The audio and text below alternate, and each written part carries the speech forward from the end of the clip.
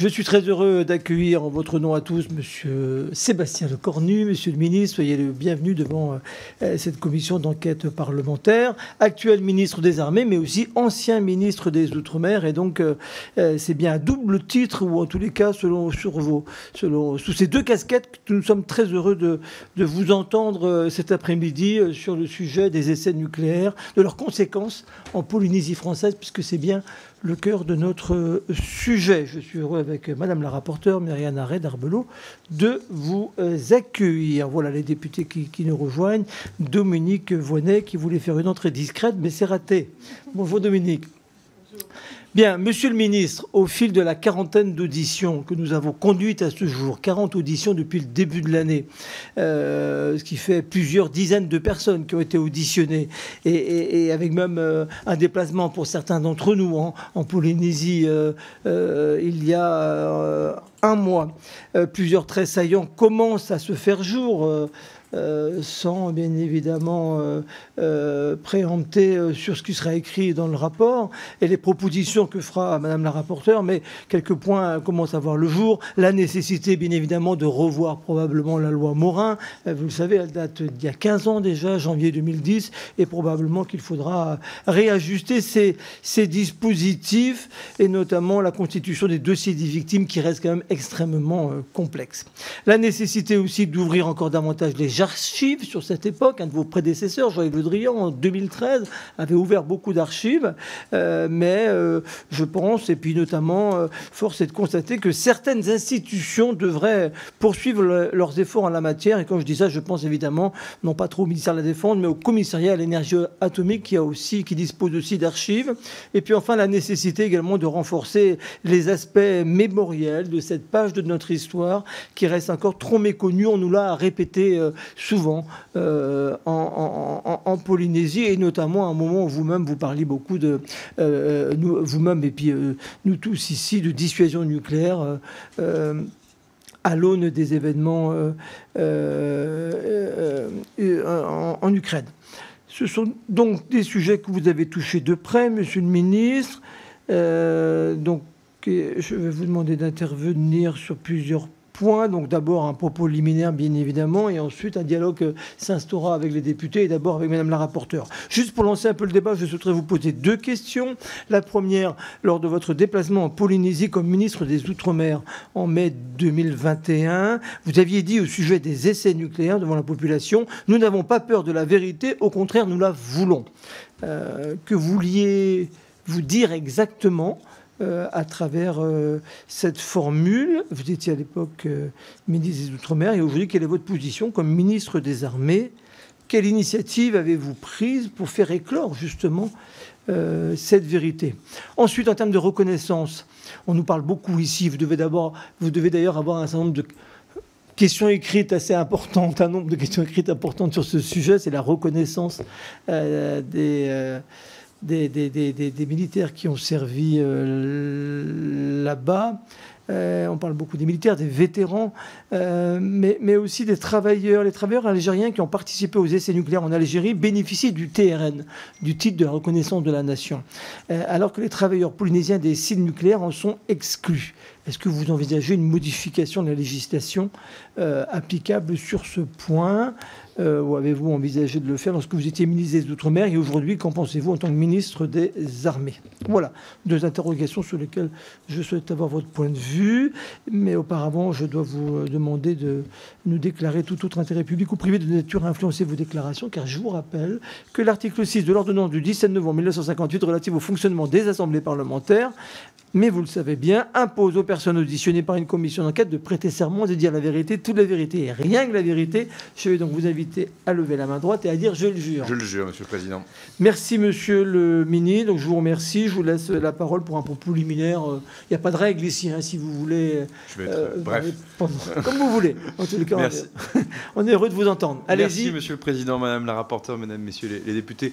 Je vais être bref pour laisser peut-être le plus de place possible au dialogue et aux échanges sur un dossier qui me tient particulièrement à cœur, parce que dans la vie politique ou dans le service de l'État, il y a parfois des dossiers comme ça ou des thématiques qui vous suivent, puisque vous avez indiqué mes anciennes fonctions de ministre d'Outre-mer. Pour être complètement honnête, jeune secrétaire d'État à l'écologie en 2017-2018, j'ai eu à connaître de ce dossier sur un premier déplacement en marge du Forum des îles du Pacifique du FIP qui avait lieu aux îles Samoa, si ma mémoire est bonne.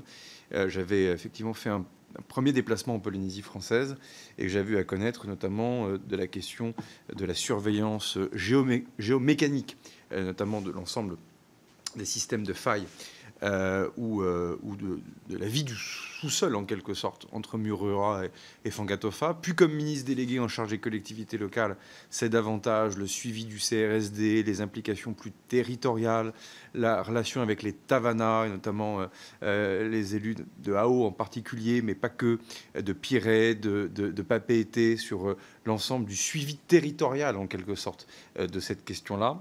Comme ministre des Outre-mer, c'est évidemment un autre exercice auquel je me suis prêté à l'époque avec la ministre Dariussec lorsqu'elle était ministre déléguée ou secrétaire d'État auprès de ma prédécesseur Florence Parly, avec là deux grands axes au fond, mais vous l'avez dit, le volet archives, vérité, mémoriel, compréhension, objectivation, avec beaucoup de demandes issues de différents acteurs du territoire. Et la deuxième, et je vais y revenir dans un instant, sur la question évidemment des indemnisations au pluriel, c'est-à-dire la capacité d'exécuter la loi Morin voulue par le Parlement et sur lequel nous avions beaucoup de difficultés, je vais y revenir. Donc en fait, dans mes différentes fonctions, je me suis retrouvé confronté à ce sujet qui est un sujet fondamentalement humain, et je veux quand même démarrer par là, parce que derrière, vous avez des gens qui ont été malades ou qui le sont, ou des proches de gens qui ont été malades, qu'il y a évidemment les enjeux d'accès à la vérité, il y a aussi les parts parfois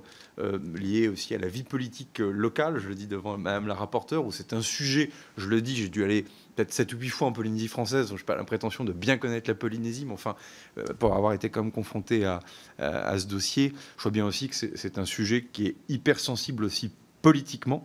Et donc, au fond, cette commission d'enquête, moi, je la vis comme une chance pour couper les problèmes en petits morceaux, les objectiver, les regarder à froid. Et je pense que ça, pour le coup, ça a beaucoup de valeur. Et puis, comme ministre des Armées, puisque c'est aussi escalité, évidemment, que vous m'auditionnez, ça me permet aussi peut-être, mais j'y reviendrai en répondant à vos questions, de nous comparer peut-être, parce que c'est quelque chose qu'on ne fait pas assez, avec les autres puissances nucléaires, sur la manière dont les essais ont été menés, sur la manière dont le post-essai a été traité, et puis peut-être aussi sur un sujet qui semble peut-être anachronique, mais comment certaines puissances pourraient être tentées demain de reprendre leurs essais nucléaires, là où la France, évidemment, se distingue complètement de ça. C'est évidemment la question de la simulation, de la capacité par des puissances de calcul très importantes à continuer, au fond, de faire des essais, parce qu'en fait, on continue de faire des essais au moment où je vous parle, mais ils sont évidemment complètement dématérialisés. Et ça, c'est une petite spécificité française. Si je vais même plus loin, beaucoup de pays nucléaires, y compris alliés, n'ont pas démantelé leur centre d'essai. On est sur une suspension des essais, là où, comme vous le savez, je crois que vous vous êtes déplacé in situ sur l'ancien centre des essais du Pacifique de Mururoa. Nous, la décision qui a été prise est une décision de démantèlement et de se projeter complètement vers la simulation. Donc ça, on pourra y revenir, mais c'est un sujet aussi qui est clé, parce que je pense que la commission d'enquête peut permettre aussi de regarder le passé, mais aussi de dresser quelques perspectives d'avenir sur les programmes de simulation liés à la dissuasion. Pour rentrer peut-être un peu plus précisément dans le sujet, et peut-être ne pas, Monsieur le Président, avoir un témoignage trop technique, parce que vous avez déjà eu beaucoup d'auditions, donc vous connaissez bien le dossier, mais peut-être de vous faire part aussi de ressentis plus personnels sur la manière dont j'ai vécu le dossier dans les différentes étapes. Au fond, la première, je regarde la ministre Voynet, puisqu'elle a eu à connaître de ces sujets quand elle était ministre de l'Environnement, objectivement le suivi dit géomécanique, c'est-à-dire la capacité à surveiller les failles. C'est le projet tel site, tel qu'il existe, avec des investissements importants, à bien des égards est assez remarquable. Il est remarquable par la pérennité du dispositif, par la qualité scientifique de ce qui a été mis en place. Je ne sais pas si vous avez pu visiter le centre en banlieue parisienne qui fait le télésuivi à distance, où y compris 365 jours par an, y compris le soir de Noël. Eh ben vous allez voir, y compris le soir de Noël, vous avez un opérateur du CEA avec une console de télécontrôle qui est capable de donner l'alerte et de faire ce qu'il faut, si jamais, avec un délai de prévenance très important. Je pourrais y revenir, mais ça, je crois que les gouvernements successifs, gauche, droite, etc., tout le monde a eu à cœur de laisser les scientifiques, les sachants, les gens qui connaissent bien ces sujets, développer un tel dispositif. Je le dis car sans mettre une pierre dans le jardin de nos amis américains ou britanniques, pour reprendre d'autres essais qui ont pu avoir lieu en Australie, au Marshall ou ailleurs, je pense que nous sommes la seule démocratie nucléaire à s'être assurer, et c'est bien naturel, que ce suivi-là soit fait avec beaucoup de rigueur. Ça, c'est la première famille de sujets, si je la reprends, y compris chronologiquement, comme secrétaire d'État à l'écologie jadis.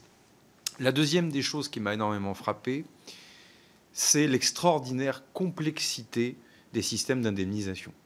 Et au fond, quand je suis tombé dans ce dossier, j'ai passé beaucoup de temps avec les associations, j'ai passé beaucoup de temps avec les représentants évidemment du territoire, les médecins, la communauté médicale, civile ou militaire d'ailleurs, qui est, en plus, comme j'ai dû gérer le Covid comme ministre des Outre-mer, j'ai passé beaucoup de temps avec cette communauté sur l'ensemble du territoire. J'ai été frappé de voir à quel point, au fond, il y avait la loi Morin pour ce qu'elle dit, et il y avait surtout la manière dont le Civen fonctionnait effectivement. Et avec évidemment la question du mini-Sievert qui est fait un peu paratonnerre, sur lequel évidemment l'ensemble des regards sont tournés, et que derrière, avec quand même un échec, il faut bien le reconnaître, dans toutes les premières années, qui est au fond l'accessibilité du système d'indemnisation était épouvantablement complexe. Et les chiffres d'ailleurs en étaient, je les ai ressortis à l'occasion de la préparation de ma venue ici, mais les chiffres sont assez invraisemblable, puisque 11 dossiers aboutis. En 2021, 186 dossiers avaient été finalisés sur 416 déposés. On voit bien que là, on a imaginé un dispositif qui n'était pas accessible, c'est le mot. Et donc ça, je me suis passionné de ce sujet. Je n'ai pas été déçu, pour être complètement transparent, y compris, je rends hommage, je ne sais pas si vous l'avez auditionné, mais Dominique Saurin, qui fut haut-commissaire de la République en Polynésie. Je regarde la ministre René, parce qu'elle l'a connu dans d'autres circonstances, davantage sur Réunion Mayotte. Le haut-serre de l'époque a visité des atolls avec des populations concitoyennes et concitoyens qui n'avaient jamais reçu de visite d'un représentant de l'État, État civil comme État militaire. Donc en fait, d'un côté, on avait imaginé tout un dispositif qui, au fond, n'avait pas trouvé sa place dans la manière, tout simplement, dont nos concitoyennes et nos concitoyens vivaient dans un certain nombre de villages, et même les tavanas, les maires eux-mêmes, n'étaient pas forcément informés de ce fonctionnement. Et ça, pour moi, en 2021, lorsqu'il s'est agi de préparer la visite du président de la République, c'est ce qui m'a quand même largement sauté aux yeux comme ministre des Outre-mer. C'est au fond que là, on avait certes la loi Morin, qui était un socle intéressant, qui dit beaucoup de choses. Derrière la loi EROM, avec tout ce que vous connaissez sur la simplification de la rédaction du texte. Évidemment, et ça pour le coup ça a tout changé, l'inversion de la charge de la preuve dans la manière évidemment de bâtir le dossier d'indemnisation. Mais même avec tout ça, ça n'y suffisait pas.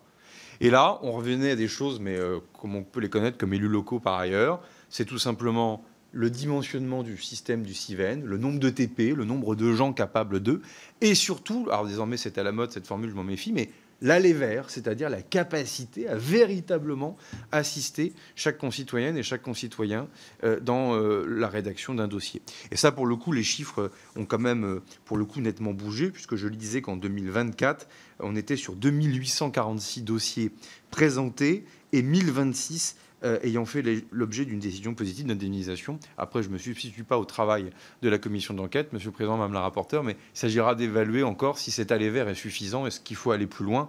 En tout cas, moi, j'y suis favorable, parce que la non-adaptation de tout cela à la réalité territoriale, me semble-t-il, était un des éléments sur lesquels il fallait avancer très vite. Vous m'avez posé deux questions et je vous ai promis d'être rapide. L'accès à la vérité, oui. Je crois que, au fond, la seule limite, les deux seules limites à la transparence totale, je crois, seront consensuelles. La première, ce sont toutes les informations pouvant donner lieu à de la prolifération nucléaire.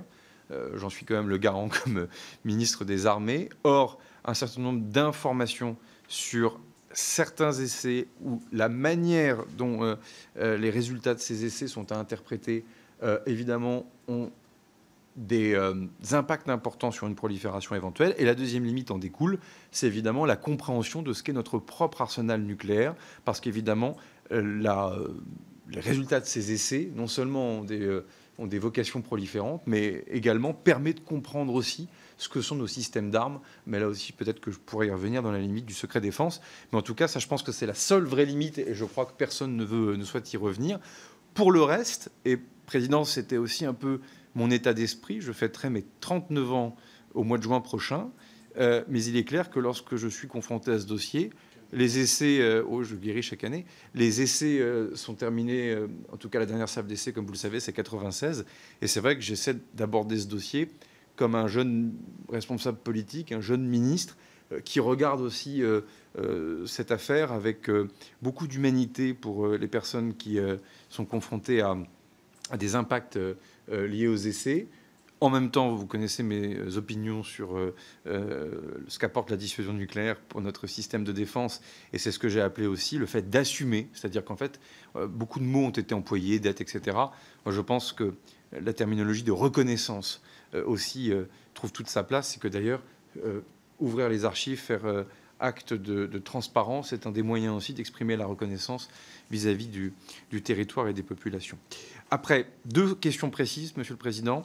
La première, CEA DAM, nous avons complètement confiance. Bon, juste sur les chiffres, pardon, sur les archives. Là aussi, un bond en avant quand même, j'y ai fait attention, et comme ministre des Outre-mer, devenu ministre des Armées, un bond en avant très important en matière de déclassification et d'accessibilité des documents a été fait. On parle quand même en 3 ans de 173 000 documents qui ont été traités. Seuls 194 documents ont été déclarés incommunicables sur les fondements des 2 limites que je vous ai indiquées précédemment, parce que clairement, pour le coup, il y a des données qui sont proliférantes. Globalement, c'est un volume de 900 cartons d'archives. Il reste à finaliser l'analyse de 33 cartons restants, soit moins de 4%. Ça, c'est pour la famille Minarme. Après, j'ai une proposition à faire à la commission d'enquête, Monsieur le Président, Madame la rapporteure. Il se trouve que, assez curieusement, le CEA DAM a une convention avec les Archives nationales pour sa documentation, ce qui évidemment n'est absolument pas adapté à la réalité, à la nature même des documents au regard de leur degré de classification. Et pour être honnête, aujourd'hui, le CEA, dans sa partie civile comme dans sa partie militaire, d'ailleurs du reste, la DAM, n'a absolument pas les ressources humaines pour tout simplement traiter correctement leur système d'archives. Et donc, je vais faire la proposition. Alors, je suis un des ministres de tutelle du CEA, mais enfin, quand même le ministre de tutelle principal de la partie direction des applications militaires. Et donc, je verse une recommandation à cette commission d'enquête. Elle permet ça dans la préparation initiale avec les équipes. C'est de changer cette convention qui date des années 80 entre le CEA DAM et les Archives nationales, et plutôt de contractualiser avec le service historique de la Défense, qui est à Vincennes, comme vous le savez, qui, lui, non seulement dispose de moyens nécessaires pour traiter ces informations, permet aussi de traiter la matière classifiée, et enfin permet d'avoir des archivistes qui vont être capables de donner droit aux demandes particuliers, journalistes, parlementaires, chercheurs, que sais-je. Et ça, je pense que c'est quelque chose qu'on peut faire assez vite, sur lequel, là, on aurait vraiment le dernier mètre qui permet véritablement d'aller jusqu'au bout de cette affaire-là. Peut-être quand même quelques chiffres. Depuis 2021, alors les chiffres à ce qu'ils valent, mais enfin, sur toute la partie qui a déjà été ouverte, c'est-à-dire les 173 000 documents conservés, 20 lecteurs ont consulté les fonds, 12 chercheurs, 3 journalistes et 5 particuliers. Mais une fois de plus, ce n'est pas le nombre qui compte, parce que derrière, ce sont autant de thèses de doctorat potentielles, de travaux de recherche. Et puis de toute façon, c'est sur le temps long qu'il faut baser cette affaire-là. Et à mon avis, le regarder comme tel. Deuxième sujet, titre de reconnaissance de la nation. Et ensuite, je me tais. Il se trouve que j'ai regardé suite à la communication des questions, je vous en remercie en amont. En fait, il se trouve qu'il y a une superposition de 2 sujets. Il se trouve que les personnels, civils ou militaires d'ailleurs, ayant servi au Sahara, soit Inecker, soit Reagan, lorsqu'ils ont servi jusqu'en 1964, rentrent dans le contingentement des récompenses et des reconnaissances du contingent qui a servi pour la guerre d'Algérie. C'est-à-dire qu'après 1964, comme vous le savez, les essais perdurent, puisque dans les accords d'Évian, vous avez des dispositions qui n'ont pas duré très longtemps, qui font que des essais continuent entre 64 et 67, si ma mémoire est bonne. Et l'ensemble des personnels civils et militaires ayant servi à Reagan ou Necker entre 64 et 67 n'ont pas le titre de la reconnaissance de la nation, puisqu'en fait, ce n'est pas parce qu'ils ont participé aux campagnes d'essai qu'ils ont la TRN, parce que la TRN, s'adosse au combat, c'est parce que, en fait, c'est la campagne de la guerre d'Algérie qui a déclenché la TRN et pas les essais. Et ça, c'est votre question qui nous a permis de faire ce travail en amont et qui vient donner cette réponse précise à cette question. Pour autant, nous continuons d'avancer sur les reconnaissances pour les vétérans, et c'est mon dernier mot, parce que vous avez les populations civiles dans leur ensemble, évidemment, puis vous avez un public particulier, civils et militaires, dont d'ailleurs certains ont choisi de rester vivre parfois en Polynésie française, que sont celles et ceux qui ont participé à ces campagnes. Alors après, comme vous l'avez largement travaillé, il y a les campagnes avant 1974 et les campagnes après 1974, parce qu'évidemment, les essais souterrains ne donnent absolument pas lieu à rejet, et que pour le coup, ce sont les essais atmosphériques, évidemment, qui nous intéressent beaucoup dans la matière qui nous réunit cet après-midi, et que pour le coup, Florence Parly avait ouvert la médaille de la défense nationale, qui est la décoration du ministère, qui est essentiellement d'ailleurs attribuée à des militaires, mais qui peut aussi être attribuée à des civils, avec une agrafe qui a été dédiée, qui s'appelle l'agrafe essai nucléaire. Plusieurs milliers de ces médailles ont été attribuées depuis maintenant ces dernières années. Et je crois comprendre, mais Madame la rapporteure, peut-être que vous y reviendrez, qu'un certain nombre de personnes civiles, vétérans indirects, on va les appeler comme ça, pas forcément salariés du Centre des essais du Pacifique, mais qui ont pu être en deuxième couronne, en deuxième rideau, et concourir d'une manière ou d'une autre à la réussite de ces campagnes d'essai, peuvent peut-être se voir effectivement voir instruire ces dossiers de demande de décoration. En tout cas, moi, j'y suis favorable, parce que cette médaille de la défense nationale, c'est pas une médaille de victime, là, hein, c'est bien la reconnaissance d'une action positive au service de la défense nationale comme vétéran. Et sur d'autres sujets, notamment dans des campagnes encore récentes, il nous est arrivé parfois de décorer des interprètes, des traducteurs. On parlait des PCRL, par exemple, en Afghanistan, pour donner cet exemple-là. Et donc, évidemment, moi, sur les personnalités civiles qui ont pu concourir plus indirectement à ces campagnes d'essai, si elles méritent récompense, je suis évidemment prêt, comme c'est une décoration qui est comment dire, attribuée en fonction de ma délégation de signature, je suis évidemment prêt à le regarder. Voilà pour répondre à vos deux premières questions, Monsieur le Président, après ce propos liminaire. Merci, Monsieur le Ministre. Merci pour vos réponses précises. Juste une précision par rapport à ce que vous disiez en tout début de propos, par rapport à une sorte de benchmarking international sur ce que font les autres pays. On a envoyé un certain nombre de questionnaires dans de nombreux pays étrangers, nombreuses ambassades, et on a beaucoup de retours. Donc, a priori, Madame la rapporteure pourra zoomer, en tous les cas, dans ce rapport sur ce qu'ont fait les autres pays. Bien, la parole à Madame la rapporteure, ensuite aux députés qui sont présents et qui auront certainement des questions. Madame la rapporteure, c'est à vous. Merci, Monsieur le Président. Juste une petite remarque sur les questionnaires qui ont été envoyés à l'international. Ça a été plutôt envoyé aux représentations françaises dans les différents pays. Et on a eu beaucoup de réponses que nous sommes en train de traiter, puisque nous les avons reçues avant-hier, ce week-end. Voilà. Donc, merci, Monsieur le Ministre, d'avoir répondu à notre invitation. Après avoir été le siège de 3 décennies d'expérimentation nucléaire, la Polynésie française est passée d'une société traditionnelle à une société de consommation. Depuis la fin du CEP et son démantèlement à la fin des années 90, ici, à l'Assemblée nationale, c'est la toute première fois qu'une commission d'enquête se penche sur la question exhaustive des conséquences, de toutes les conséquences de la politique d'expérimentation nucléaire française dans le Pacifique. Et vous l'avez dit, Monsieur le Ministre, cette commission d'enquête est une chance. Et je vous remercie de la considérer comme telle. Le moment est important pour nous tous, pour celles et ceux qui ont participé et œuvré au CEP, pour leurs familles, pour les populations, pour leurs familles, pour la Polynésie et pour la France. Je vais rebondir sur ce que vous disiez à la fin de votre propos pour parler des personnes qui ont participé.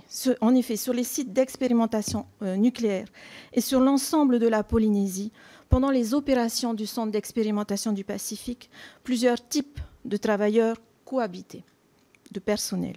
Les personnels militaires, les personnels civils de l'État et une frange de travailleurs polynésiens, voire même étrangers.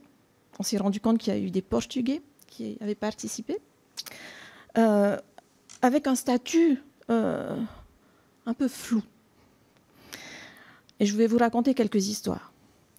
Alors, on avait des bâtisseurs, des maçons, des ferrailleurs, mécaniciens, électriciens, plombiers, plongeurs, des marins, des hommes de ménage, des ouvriers qualifiés, etc. Tous employés par des entreprises de sous-traitance du CEA, CEP.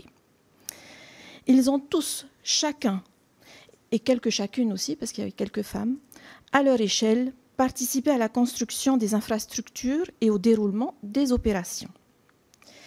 Donc, une première question, mais je vais développer un petit peu après. Quelle place, vous avez un peu répondu d'ailleurs, quelle place leur donne-t-on dans le dédale des reconnaissances des personnes qui ont fait cette histoire?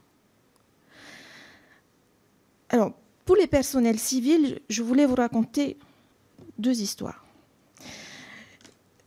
Des employés d'entreprises de sous-traitance, et je vais citer d'abord, premièrement, le cas de 2 anciens travailleurs que j'ai rencontrés de façon tout à fait pas calculée en fait, sur l'atoll de Hana. Ni l'un ni l'autre ne touche de pension de retraite. Concernant cette période, l'un a travaillé 8 ans et l'autre 12 ans, je crois, sur les sites. Alors, pour la simple et bonne raison que leur société n'existe plus. Voilà, c'est ce qu'on leur répond. Ils n'ont pas moyen de prouver donc leur relevé de carrière et ils ne touchent rien. Ils ne sont pas malades, hein, les 2 personnes que j'ai rencontrées, en tout cas. Alors, est-ce que vous avez, vous pouvez ébaucher une réponse à telle problématique? Le deuxième exemple est un exemple qui m'a choquée, c'est le vrai mot, et vous allez comprendre pourquoi. Donc, il date de la semaine dernière. J'ai rencontré aussi un ancien travailleur de Mururoa. En fait, je ne le rencontrais pas dans ce cadre-là. Il m'en a parlé et j'étais étonnée parce que c'est un monsieur que je connais depuis des années. Et on n'a jamais parlé de ça. Et il me dit, mais avec ta commission d'enquête, tu sais que j'ai travaillé à Mururoa. Tiens, oui, ça m'intéresse. J'aime écouter les gens qui racontent leur histoire aussi parce qu'on a beaucoup de témoignages. Et puis, on peut même dire que c'est c'est les données qu'on a le plus. Hein. On a vu des scientifiques, mais enfin, les témoignages sont très... sont très importants en fait en quantité aussi. Mais je l'ai quand même écouté. Et donc, il me dit qu'il avait été embauché en 1970. Alors, comment? En fait, il a été mis dehors de l'école, puisque apparemment, c'était quelqu'un qui n'aimait pas ça. Et donc, son père, qui travaillait pour une société, donc une entreprise qui était une entreprise en sous-traitance donc, du CEA, a été voir son patron pour lui demander de prendre son fils.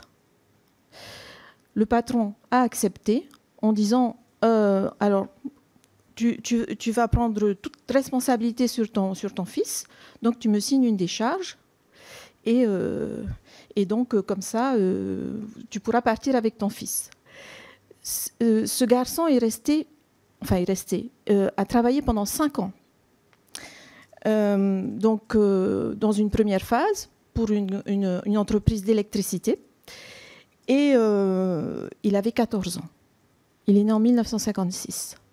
Donc, il est arrivé en 70 pour la première fois à Mururoa. Il avait 14 ans. Donc là, effectivement, j'ai mis un petit moment à retrouver mes esprits.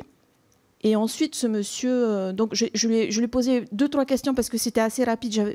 J'avais pas beaucoup de temps, c'est que je l'ai croisé. Je vais le réentendre, mais je lui ai demandé comment il était payé. Qu'il y a des fiches de paye avec des identités et tout ça, des vérifications. Il m'a dit jamais, et tout se faisait de la main à la main. On les payait en liquide, toujours. Donc voilà. Ça implique donc la présence d'au moins un mineur sur les sites d'expérimentation, à Mururoa. Alors, j'aimerais savoir, vous n'avez peut-être pas la réponse là, mais quels étaient les outils du CEP pour contrôler tous les personnels acheminés vers les atolls de Mururoa et Fangatofa? Compte tenu de l'importance donnée à ces opérations, hier et aujourd'hui, pas changé, Comment réagissez-vous face à cela? Voilà, ce sont mes premières questions. Maruru. Maruru, merci beaucoup.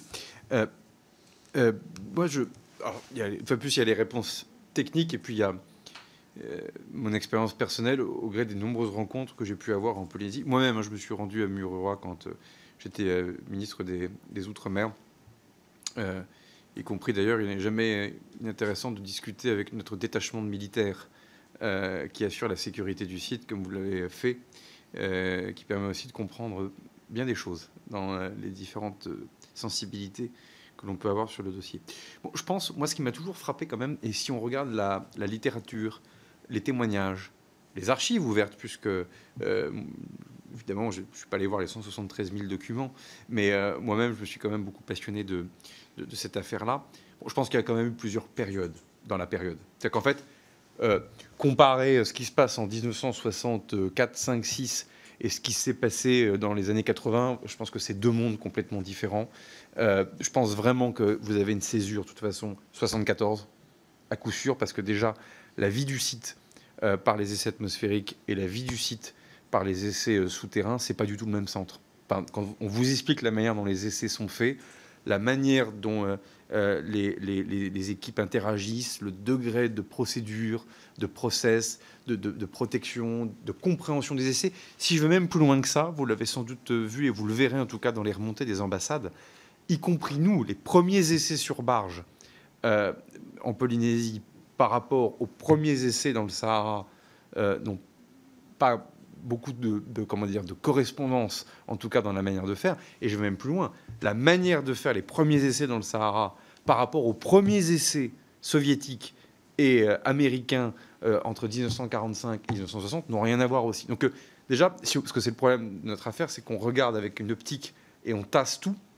Mais il est évident que la dernière campagne d'essais Chirac 96 et la vie du centre des essais du Pacifique dans les années 60, où que coûte il fallait que le programme nucléaire avance, n'est pas du tout le même. Ça, je pense que c'est important, et je forme le vœu que le rapport de la Commission permette peut-être aussi de montrer les différentes périodes.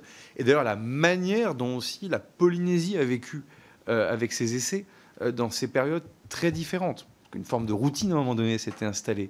Il y a eu une forme d'invisibilité aussi de ces essais, parce que vous c'est votre circonscription, enfin vous connaissez ça mieux que quiconque, Madame la députée. Mais l'immensité, la Polynésie, on ne le redira jamais assez, c'est grand comme l'Europe. Donc entre Papeete et l'atoll de Mururoa, et sur l'ensemble des Tuamotu et des Gambiers, vous avez des distances à parcourir qui sont celles pratiquement entre Paris et Budapest, ou Paris et Kiev, si je ne me trompe pas. Donc ça, je crois que c'est aussi important de bien le réexpliquer pour l'ensemble. Ça, c'est mon propos liminaire pour vous répondre. 2, je n'ai aucun doute sur le fait que nous ne sommes pas au bout du travail de reconnaissance pour les vétérans, que je vais appeler vétérans indirects, pour faire vite. Si ça vous va, on peut trouver un autre nom, mais pourquoi? Vous avez les militaires et les civils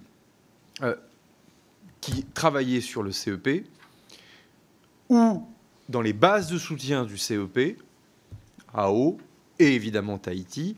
Globalement, soit ils sont terriens, soit ils sont marins, soit ils sont aviateurs, soit ils sont civils de la défense, dans différentes composantes, essentiellement CEADAM, mais aussi DGA.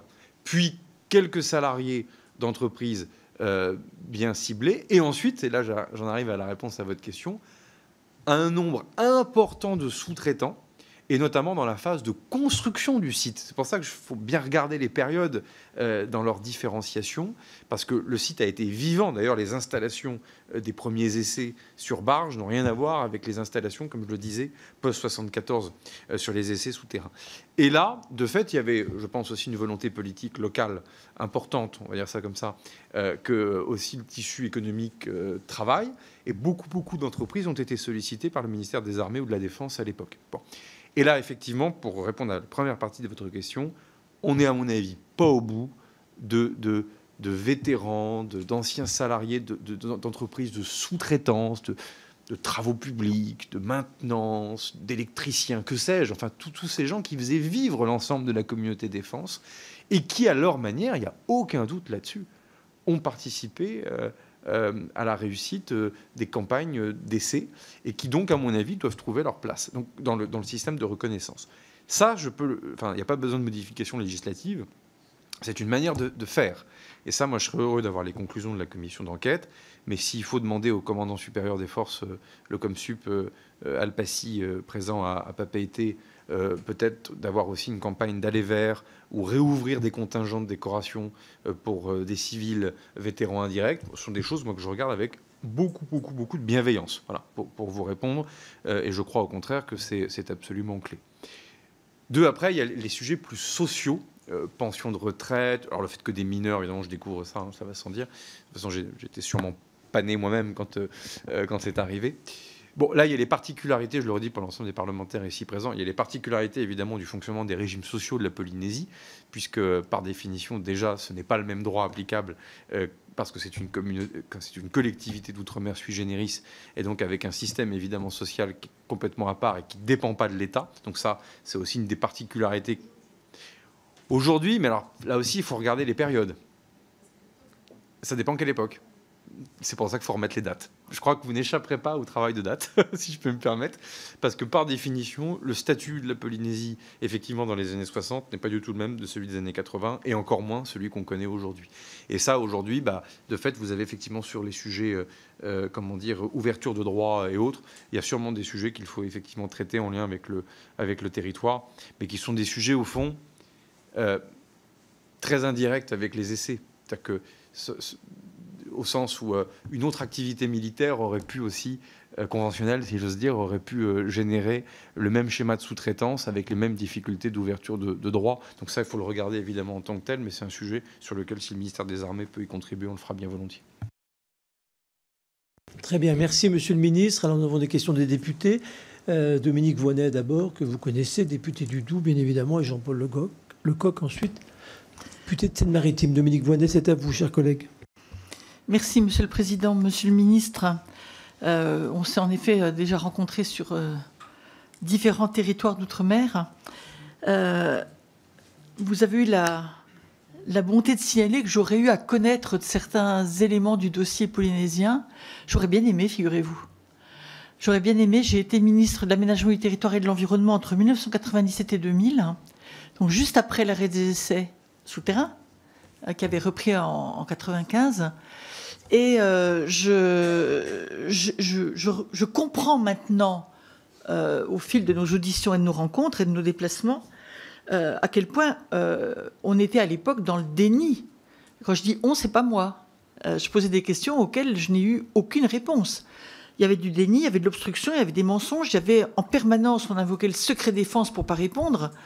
Et ce n'étaient pas des questions que j'avais inventées moi-même. Je relayais beaucoup les questionnements des élus polynésiens et de la société polynésienne. Et donc, on ne peut que se réjouir du fait qu'on ait changé de focale et qu'on puisse maintenant discuter de façon beaucoup plus ouverte de ces choses. La deuxième chose qui m'a frappée, c'est qu'au fond, un certain nombre de nos interlocuteurs évoquent en permanence à l'époque, on ne savait pas. Et en fait, si, à l'époque, on savait. On savait beaucoup de choses. Et en fait, l'ouverture des archives, la déclassification de beaucoup de documents, le fait aussi qu'avec le temps, les langues se délient, nous ont permis de découvrir des événements absolument choquants. Quand les militaires à Toureia sont dotés de l'ugol et qu'on décide de ne pas en donner à la population, alors qu'on sait qu'elle est exposée à la radioactivité pour ne pas affoler le monde et pour ne pas générer de troubles sociaux, si, on sait. On se comporte mal, mais on sait. On peut aussi souligner le fait, et sans doute notre visite à Moruroa l'a-t-elle étayé, que tout ça sent quand même les pieds nickelés, quoi. La légèreté, le bricolage, l'improvisation. Je voudrais donner l'exemple du Banc Colette, le fameux Banc Colette, vous l'avez visité. Quand même, il faut être un cerveau un peu fêlé pour se dire on va tester sur un atoll ce qui se passe quand une bombe n'explose pas mais se contente de tomber au sol. Parce que quand même, la dispersion de la radioactivité à cet endroit est problématique. Mais après, qu'est-ce qui se passe ? On bricole. On recouvre d'une bande de béton, puis après on constate qu'il y a quand même de la radioactivité, donc on recouvre d'une bande de goudron. Puis un jour, un coup de vent porte tout ça dans le lagon. On a l'impression qu'à chaque étape, c'est de l'improvisation. excellent professeur, et de l'irresponsabilité et de la légèreté. Bon, mais c'est vieux, donc on ne va pas revenir éternellement là-dessus. Vous avez évoqué un point qui me paraît très important, c'est qu'une bonne partie des personnes qu'on a rencontrées en Polynésie ne nous disent pas « Moi, j'ai combattu la dissuasion nucléaire et je trouvais scandaleux de participer, d'apporter ma pierre à l'édifice. » Les gens disent le contraire. Ils font part de leur fierté, de leur sentiment d'avoir rendu un service à la collectivité nationale, et ils sont d'autant plus choqués d'être méprisés, c'est eux qui le disent, abandonnés, non reconnus. On a rencontré dans un lycée une assemblée de lycéens de la seconde à la terminale, je crois, c'était accompagnés de leur prof d'histoire, et ils nous disaient « Mais c'est pas l'histoire de la Polynésie, c'est l'histoire de France. C'est scandaleux qu'il n'y ait pas quelque chose sur les essais nucléaires en Polynésie et en Algérie dans les livres d'histoire de tous les lycéens français. » J'en viens à ma question, Monsieur le Ministre, pour ne pas être trop longue. Plutôt une question en deux temps. La première, vous avez souligné la complexité du système d'indemnisation. On y reviendra sans doute parce que c'est un des points importants de notre travail de la commission d'enquête. C'est difficile aussi de remettre des dates, en fait, parce qu'il n'y a pas un moment où on raconte des bêtises et où on fait n'importe quoi, puis un moment où on essaie de limiter la casse, puis un moment où on ouvre l'ensemble des archives. Ça se chevauche dans le temps. Et puis, selon les institutions, les gens ne réagissent pas pareil. Lors de notre déplacement, on a aussi auditionné pas mal de... on avait fait savoir, grâce à Myriana et Darbelot, on avait fait savoir qu'on était disponible pour rencontrer des gens qui n'avaient pas encore témoigné ou qui souhaitaient témoigner. Et c'est vrai qu'on rencontre des Polynésiens qui listent leurs morts. Alors, on ne peut pas dire de façon certaine que ces décès sont imputables de façon explicite aux essais, mais c'est la série qui fait peur. Quand des gens vous disent ma mère est morte à 42 ans d'un cancer du sein, des gens de Toureia ou des Gambiers, et puis mon fils aîné a eu une leucémie, et puis mon voisin ceci, bon, on se rend compte que ce n'est pas anecdotique. Mais il y a eu aussi des militaires français qui nous disaient, moi je suis arrivé, la fleur au fusil, j'ai dit, il n'y a pas de risque, il faut y aller, etc., etc. Et puis ma femme est morte, et puis mon frère est mort, et puis mon compagnon avec lequel j'avais bossé pendant des années à Montruroy est mort aussi. Bon, et le gars, il a des larmes dans les yeux quand il vous dit ça. Voilà. Donc, mais il n'est pas dans la revanche, il n'est pas en colère, mais je pense qu'il a besoin d'une reconnaissance qui ne passe pas que par l'argent. Voilà, c'est ce que j'ai senti comme très fortement. Donc ma question, c'était, mais où sont donc les dossiers médicaux? Parce qu'on les cherche depuis 4 mois. On les cherche. Donc le Comsup là, nous a dit, ah mais je crois qu'ils sont à Limoges. On m'a dit qu'ils sont à Limoges. Bon, je ne sais pas où à Limoges, mais bon. Et puis une parlementaire qui avait déjà travaillé sur ces questions dit, mais c'est pas vrai, ils sont à Saclay. Bon, et on sait que le CEA, c'est plus la grande muette encore que le ministère des Armées, je peux vous dire. Voilà, donc on y va la semaine prochaine. Mais donc, si vous pouvez nous aider à retrouver les dossiers médicaux, parce que certains ont des dossiers, d'autres n'en ont pas, mais au moins que ceux qui ont un dossier médical puissent y avoir accès comme la loi le prévoit. Ce serait formidable. Merci, chers collègues. Monsieur le ministre. Merci, Monsieur le Président. Madame la ministre, je reprends les quelques points. Alors, tel site est quand même une invention qui date des années 90. Et je le recite parce que si tout ne va pas bien dans le post-essai, il y a quelque chose que les Français ont réussi dans leur ensemble. Et je le redis parce que précisément, les scientifiques ont pris le pas sur les politiques et les politiques ont accepté de faire confiance aux scientifiques, pardon de le dire de manière très directe. C'est se dire à un moment donné, soit on est géologue, soit on ne l'est pas. Et donc, on a fait confiance aussi à quelques générations de géologues qui ont mis en place ce programme qui, objectivement, un petit bijou technologique, accessoirement, a coûté beaucoup d'argent aux contribuables. Et comme nous sommes au Parlement, rendre compte du fait que ça fonctionne devant le contribuable me semble quand même être une bonne chose. Et aujourd'hui, sans mettre de pierre dans le jardin des autres, je ne connais pas d'autres pays ayant développé un système de surveillance aussi fort. C'est pour ça que je disais que vous avez à en connaître sans peut-être souvenir. Mais en tout cas, votre ministère y était... Excusez-moi, je n'avais pas encore Alzheimer. Donc, non, c'était pas transparent. Ah, c'est possible, ça. Mis en place au ministère des Armées et le CEA devait être au courant, mais alors franchement, le ministère de l'Environnement, pas du tout. La principale difficulté aussi, je la rajoute là, et ce n'est pas, comme ancien ministre des Outre-mer, je précise, préciser que ce n'est pas du tout une critique, c'est aussi du fait que certaines compétences ne sont pas des compétences d'État. Et ça aussi, moi, j'ai pu le mesurer. L'environnement n'est pas une compétence de l'État, une compétence du pays.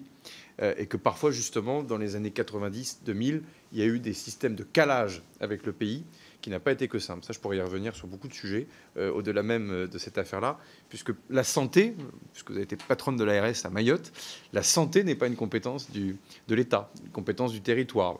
On l'a bien vu pour la gestion du Covid. Bon, bref, je m'écarte du sujet, mais enfin, ça a pu créer aussi parfois, et c'est pas une critique, c'est juste un devoir de calage qu'il faut avoir au regard de la spécificité. Deuxième des choses, je partage assez ce que vous dites, Madame la Ministre, sur le fait que le secret défense a bon dos. Parce qu'en fait, au fond, il y avait plusieurs enjeux de secret.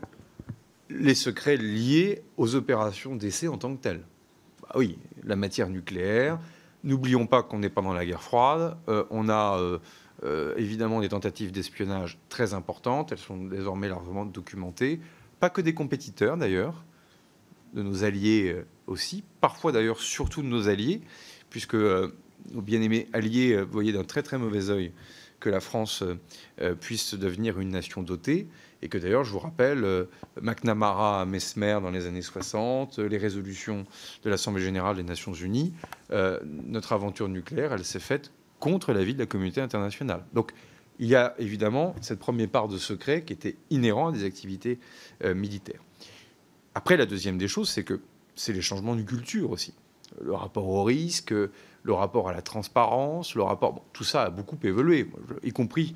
regardez sur des polygones de tir conventionnels aujourd'hui de la DGA, la manière dont on interagit avec les collectivités locales. Allez voir le maire de Hyères, dans le Var, sur les opérations d'essai qui sont menées sur l'île du Levant, des essais civils, je précise. Bah, si vous voulez, la manière de faire transparence et de dialoguer avec la préfecture, les collectivités locales, etc., en 2025, à Hyères et l'île du Levant, ou dans les années 80, c'est le jour et la nuit. Je veux dire, le seul fait, d'ailleurs, que je sois devant vous en répondant facilement, au-delà du fait que c'est une obligation, mais vous voyez, je le fais de bon cœur, mais enfin, il y a un changement culturel qu'on ne peut pas ne pas voir. Donc ça, évidemment, ça rentre beaucoup aussi en ligne de compte. Et c'est ce que je disais tout à l'heure sur le rapport aussi générationnel à tout ça. Je pense qu'il a aussi beaucoup évolué, et ça, c'est une évidence. Troisième chose, la fierté, moi, ça m'a beaucoup frappé. Enfin, je crois que là, pour le coup, on revient aussi à la relation entre les Outre-mer et l'Hexagone. Et j'en ai beaucoup souffert comme ministre des Outre-mer, que de m'apercevoir, au fond, qu'on ne parle des Outre-mer que lorsqu'il y a une catastrophe, jamais lorsqu'il y a quelque chose de formidable, qu'il y a un traitement des élites parisiennes vis-à-vis de l'outre-mer que je trouve objectivement assez détestable. Alors, tout le monde en dit du bien comme ça pour faire gentil, hein. Mais enfin, derrière, quand il faut vraiment rentrer dans le vif du sujet, pardon, je mets les pieds dans le plat, je suis moi-même élu parlementaire dans une autre assemblée au Sénat. Mais enfin, quand je faisais le budget des Outre-mer, globalement, vous n'avez que des députés ultramarins la nuit dans l'hémicycle. Bon, pardon de mettre le pavé dans la mare, mais enfin, si c'est vraiment important pour tout le monde, on devrait tous... Voilà, on a dû gérer, là je dis on, si vous me permettez, Madame la Ministre, le Covid en Outre-mer en décalage avec les courbes dans l'Hexagone, dans une indifférence dans l'Hexagone absolument épouvantable. Bon, donc là, j'en ai moi-même beaucoup souffert. Vous passez des tunnels entiers vous allez faire une matinale radio, vous êtes ministre des Outre-mer, vous avez une question sur les Outre-mer, et ensuite vous avez 19 minutes de questions sur la vie politique politicienne. C'est quand même la réalité. Donc là, les ultramarins, et c'est pas vrai que pour la Polynésie, le ressentent. Ils le sentent puissamment. Je le dis devant celles et ceux qui les représentent ici, qui représentent à la nation. Donc on revient au sujet de faire nation, quoi. C'est quand même bien ça le sujet. Et de fait, la dissuasion nucléaire française aujourd'hui protège les intérêts vitaux du pays dans son ensemble. Et je pense que là, ça aussi, il faut effectivement le rappeler. Et cette fierté-là, elle est clé. Après, je pense aussi que, sans me mêler de vie politique polynésienne des années 70, 80 ou 90, le sujet de dette nucléaire, le milliard Chirac, enfin tous ces sujets que j'ai pu connaître aussi, ont aussi mis à distance les populations. C'est-à-dire qu'en fait, ça apparaissait comme étant un sujet d'élus, de fonctionnaires, de représentants de l'État, de militaires. Mais en fait, je crois que ces sujets-là, au contraire, n'ont pas du tout été traités de manière très inclusive avec les populations concernées. Et en fait, c'est seulement depuis quelques années là, que ce mouvement est en train d'être fait. Là aussi, si on essaie de remettre des dates. Donc ça, c'était pour le propos global, mais j'y tiens beaucoup comme vous parce que ça me tient à cœur. Où sont les dossiers médicaux? Bon, le problème, c'est qu'ils sont partout, pour vous répondre. Parce qu'en fait, en fonction du statut de votre patient vétéran, en tout cas, vous avez évidemment un service ressortissant qui n'a strictement rien à voir. Alors, vous avez la partie simple, quand les dossiers sont à Tahiti même, et notamment au CMS, avec en plus des renforts de TP, du service de santé des armées, etc. Ça, c'est la partie simple. Mais par définition, ce n'est pas là-dessus que vous m'interrogez, parce que c'est sur les cas qui posent problème que vous m'interrogez. Après, la difficulté, c'est que vous avez des dossiers médicaux pour des militaires de l'armée de terre qui sont dans les centres de ressources qui dépendent de l'armée de terre. Quand vous êtes civil de la défense, c'est à un autre endroit. Lorsque vous êtes marin, c'est à un autre endroit. Donc là, on a un travail important. Alors, à l'heure du numérique, tout ça n'est pas complètement explicable, j'en ai conscience. Mais là, on a un travail très très important de rationalisation, de mise en ordre justement de ces dossiers médicaux. Sans parler du RSMA qui lui obéit encore à d'autres règles de gestion.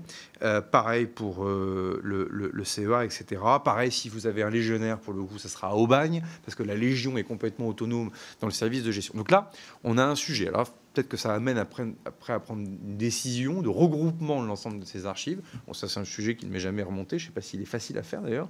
Mais est-ce qu'à un moment donné, on met tout au même endroit pour se dire qu'on a la ressource documentaire post-CEP à un seul et même endroit, ou tout simplement avoir une priorisation pour la numérisation de ces dossiers, sauf que les retrouver en tant que tels n'est pas évident, parce qu'ils ne sont pas du tout archivés comme étant des dossiers médicaux ex-CEP, mais ils le sont par ordre alphabétique ou par date de naissance, que sais-je. Donc là, il y a un travail qui n'est pas un problème de mauvaise volonté ou un problème d'opacité, c'est plus un problème d'art d'exécution, au sens strict du terme. Et après, peut-être pour les travaux du rapport de la commission, si vous avez des exemples précis, moi, si vous en êtes d'accord, je pense que ça peut être bien, sur la base de vos remontées, de nous-mêmes par le haut faire les saisines pour voir où ils sont et d'essayer d'éprouver un tout petit peu où sont les difficultés potentielles pour essayer de les lever. En tout cas, c'est un sujet clé. Dans certains cas, c'est quelques semaines d'attente. Dans d'autres cas, c'est quelques mois. Et parfois, pour certaines personnes, si j'ai bien tout compris, on se heurte même à une forme de silence de l'administration. Ça, c'est plus rare. Mais en tout cas, évidemment, moi, je suis prêt à le regarder parce qu'il n'y a aucune mauvaise volonté ou aucune volonté d'obstruction. Je rappelle que, de toute façon, c'est un droit. Alors, c'est un droit pour chaque personne d'avoir accès à son dossier médical. La seule limite, mais vous la connaissez comme ancienne patronne d'ARS, évidemment, c'est les associations ne peuvent pas demander les dossiers médicaux de tiers, parce qu'évidemment, le respect du secret médical, c'est une évidence, mais je le précise, doit être respecté. Merci. Jean-Paul Lecoq veut vous interroger et après il ira voter. Merci, Monsieur le Président. Bon, les ressources de l'Assemblée nationale font que tous les députés de la commission d'enquête ne sont pas allés en Polynésie. Donc je fais avec les éléments que j'ai en fonction des auditions que nous avons rencontrées et je n'ai pas fait, comme on dirait dans la religion, à la manière de saint Thomas. Je crois que ce que je vois, je suis obligé de croire les témoignages et d'écouter les témoignages. Je reviens sur la notion à la fois de fierté, comme Dominique Voynet l'a montré, et à la fois de mépris, d'être considéré et d'être méprisé par la non prise en compte de questionnements simples. On nous a alertés sur une commission qui devait choisir et valider ou pas les maladies radio-induites. Cette commission, qui aurait pu être supprimée dans la simplification administrative, d'ailleurs, puisqu'elle ne s'était pas réunie pendant 3 ans. Et pendant 4 ans, elle ne s'était pas réunie. On aurait pu dire on la supprime. Et elle s'est réunie parce qu'il y a commission d'enquête et parce que l'on a fait en sorte d'alerter. Et elle s'est réunie et elle a recommencé à retravailler 4 ans de demande, Monsieur le Ministre, pour que cette commission puisse entendre la réalité de la situation des victimes en Polynésie. C'est trop. C'est trop, c'est inadmissible et c'est indécent par rapport justement au sacrifice qu'a fait le peuple polynésien, à la fois dans sa chair et dans son histoire, et dans sa culture. C'est indécent. Et donc, comment on répare ça aussi? C'est-à-dire, comment on répare les conséquences des essais nucléaires, et comment on répare cette humiliation qui fait que depuis, on n'a pas fait. Alors nous, moi je suis député d'un groupe qui a la moitié du groupe d'ultramarins. Donc nous, les questions ultramarines, c'est pas une fois de temps en temps, c'est toutes les semaines, tout le temps, tous les jours, etc. Et c'est bon, hein. C'est bien de considérer ces questions-là, pour plein de sujets. Et c'est pour ça que, alors qu'on n'a qu'un seul droit de tirage par an de commission d'enquête, on l'a consacré à cette question-là. Et moi, vous me connaissez, je ne suis pas le plus gros fervent de la dissuasion nucléaire. Je crois même avoir beaucoup écrit contre. Mais c'est pas grave. C'est un fait. Par contre, je suis un grand fervent du travail sur le traité de non-prolifération. Et donc, quand on parle de risque de prolifération, ça me questionne, ça m'interpelle, et je suis sensible à ça. Et en même temps, je me dis, on ne va pas nous la faire quand même. Il reste quoi comme risque de prolifération à l'heure actuelle par rapport... Non, mais il en reste, je ne doute pas. Mais il reste quoi, combien, etc. Et comment on peut gérer cette question-là? Et est-ce que vous, ministre des Armées, vous en faites une priorité? Parce que pour corriger ce que je viens d'expliquer par rapport aux Polynésiens, et puis je mets aussi les Algériens, parce que l'aller vert, j'ai une pensée pour les Algériens qui ont participé et qui n'ont même pas dans leur langue, ou dans une langue qu'ils parlent, les dossiers, s'intéresser au sujet pour ces deux zones, même si nous on a choisi la Polynésie avec Meriana, mais on a toujours dans notre tête les essais en Algérie et aussi le travail qu'on doit faire. Moi, ce que j'attends de vous, monsieur le ministre, il y a déjà eu un Normand qui a fait la loi Morin. Elle a des défauts, on les a vus et on les montre dans le rapport qu'on va faire, etc. Mais elle a quand même un sérieux mérite, c'est qu'elle existe.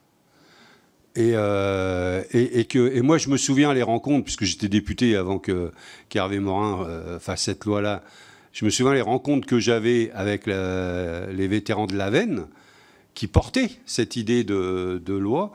Et je me dis, on prend en référence une loi qui a le mérite d'exister, qui a le mérite de faire avancer les choses, etc. Moi, j'attends quelque chose avec la loi Le Cornu. Hein. J'attends la deuxième phase. Et notre commission d'enquête, c'est ça son objectif, en fait. C'est comment vous allez, monsieur le ministre, intégrer les observations de la commission d'enquête, les recommandations de la commission d'enquête, le questionnement, ne serait-ce que, ça a été dit par Dominique, mais ne serait-ce que de mettre dans les livres d'histoire l'histoire des essais nucléaires français, là où ils ont eu lieu, etc.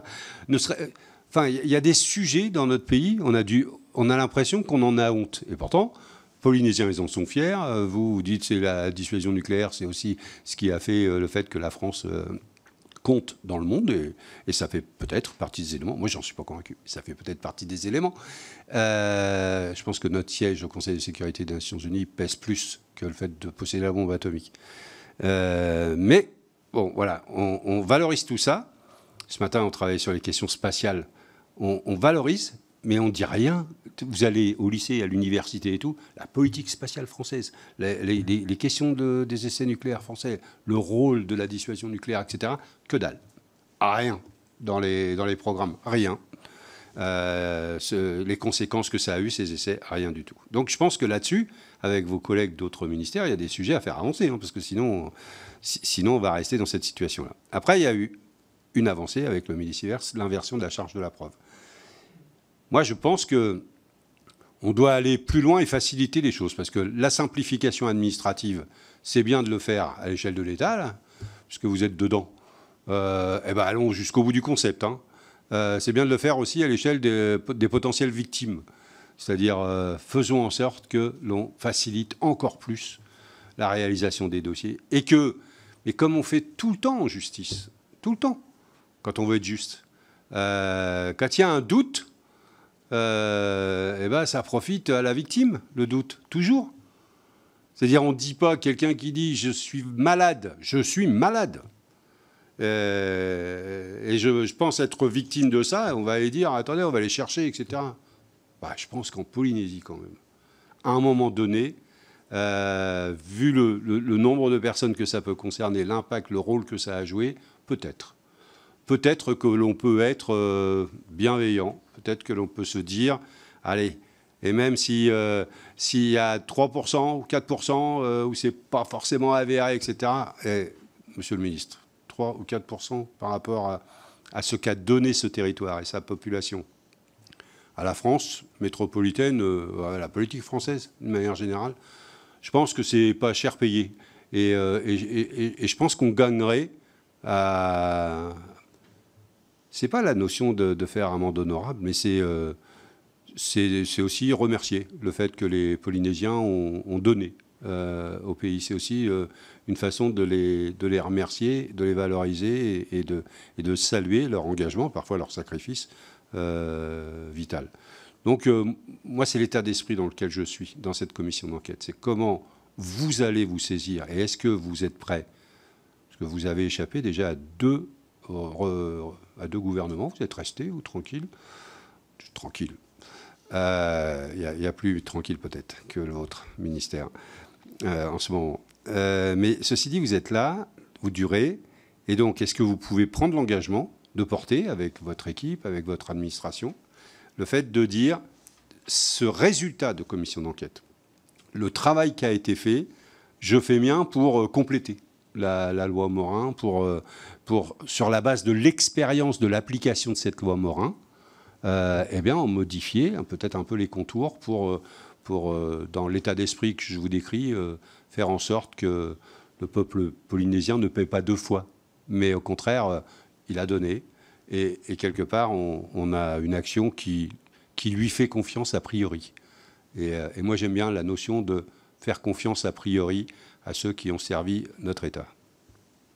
Merci, chers collègues. Monsieur le ministre, ce n'est pas vraiment une question, c'est plus un sentiment, un état d'esprit.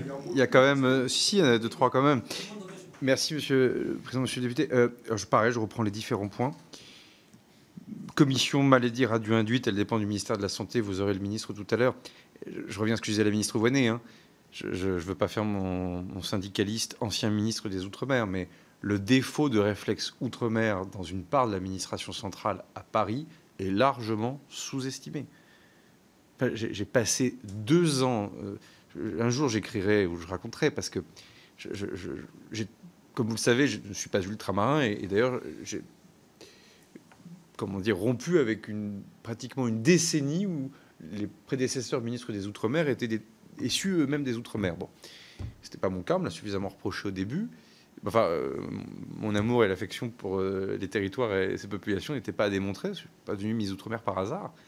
Mais j'ai été sidéré du défaut de réflexe. Mais y compris, vous savez, je peux le dire maintenant, mais il y avait un combat qui commençait vers 12h30, 13h avant les questions au gouvernement, où dès qu'il y a une question qui concerne l'Outre-mer, le but du jeu des collègues consiste à refourguer la question au ministre des Outre-mer, partant du principe que le ministre des Outre-mer est ministre de tout en Outre-mer. Mais c'est vrai et faux. À la fin des fins, quand vous avez un problème de Covid, par exemple, encore au hasard, dans un territoire d'Outre-mer, le ministre de la Santé, il est aussi ministre de la Santé en Outre-mer. Le ministre des Armées en Outre-mer. Et ça, je le dis, mais cette déresponsabilisation interministérielle, elle est fondamentalement préoccupante. Et donc, si je continue d'avancer dans la réponse à votre question, le vrai risque de notre affaire qui nous réunit cet après-midi, c'est sans être prétentieux, c'est le jour où je ne suis plus là.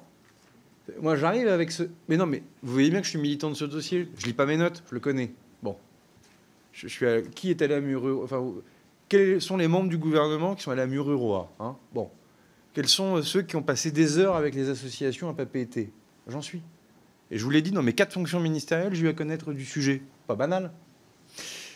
Mais cette particularité-là, il faut qu'on arrive à l'institutionnaliser et à faire en sorte que ça dure. Voilà. Et c'est ça le point.